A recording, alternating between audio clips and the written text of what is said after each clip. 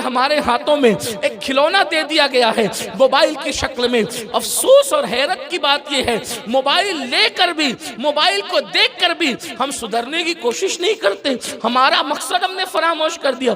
میں کہتا ہوں اگر کم از کم تم نہیں رسول اللہ کو آئیڈیل بنا پا رہے ہو، اگر حضور کو اور حضور کے اصحاب کو نہیں آئیڈیل بنا پا رہے ہو، اگر اتنے ہی غلام بن گئے مغرب کے، تو کم از کم موبائل ہی کو دیکھ لیا ہوتا کہ موبائل کو آپ دیکھیں کہ موبائل کا اصل مقصد کیا ہے۔ موبائل کا اصل مقصد ہے فون پر آنے والے کال کو انسان ریسیو کرے، بات کرے یا کسی کو کال کرے۔ آپ اندازہ فرمائیں موبائل کا اصل استعمال، اصل کام، اصل ایجاد اسی لیے ہے تاکہ فون پر گفتگو کی جائے۔ اب آپ مقصد موبائل کا کیا ہے؟ گویا کہ موبائل کی پیدائش کس لیے ہوئی؟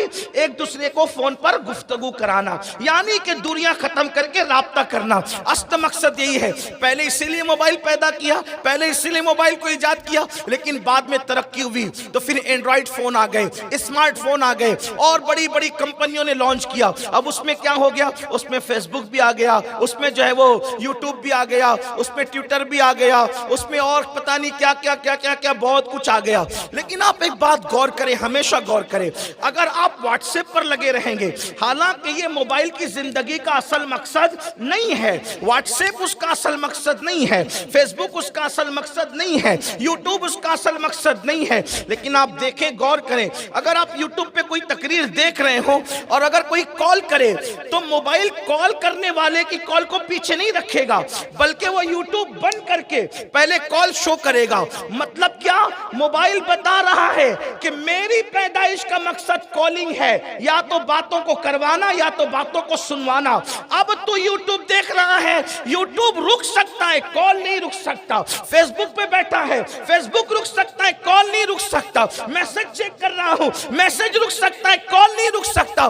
مطلب موبائل کے دیوانوں، موبائل بتا رہا ہے کہ میرے سارے فنکشن اپنی جگہ ہے، مگر میری پیدائش کا مقصد ایک دوسرے کی بات کرانا ہے، تو کال آتا ہے تو سارے فنکشن رکوا کر پہلے وہ کال کو شو کرتا ہے۔ تو کم از کم موبائل ہی سے سیکھ لیے ہوتے، وہ موبائل ہو کر اس لیے عالم کی، خطیب کی، علامہ کی، ایم ایل اے کی، ایم پی کی جیب میں سینے پر ہے کہ اس نے اپنی پیدائش کے مقصد کو فراموش نہیں کیا، وہ کال کو ضرور سنوا رہا ہے سب کو رکوا کے۔ اے مسلمان، تو کیوں پیدا ہوا؟ تو اپنے پیدائش کے مقصد کو کیوں بھول گیا؟ قرآن کہتا ہے وَمَا خَلَقْتُ الْجِنَّ وَالْإِنسَ إِلَّا لِيَعْبُدُونَ۔ اتنا موبائل کا دیوانہ ہے۔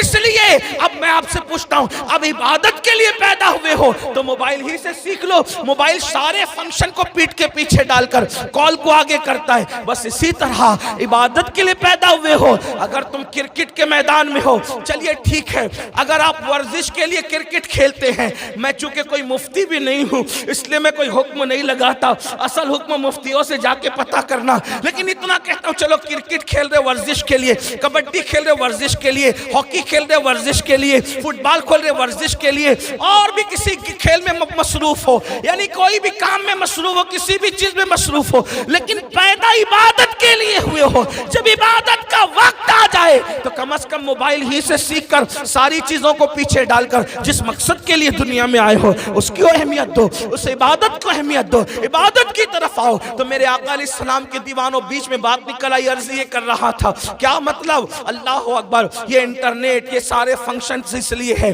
تاکہ مسلمانوں کے بچے، بالخصوص مسلمانوں کے بچے، اللہ اکبر، چونکہ مسلمان جو ہیں وہ ذہنی غلام ہے، توجہ کرنا، ذہنی غلام ہے۔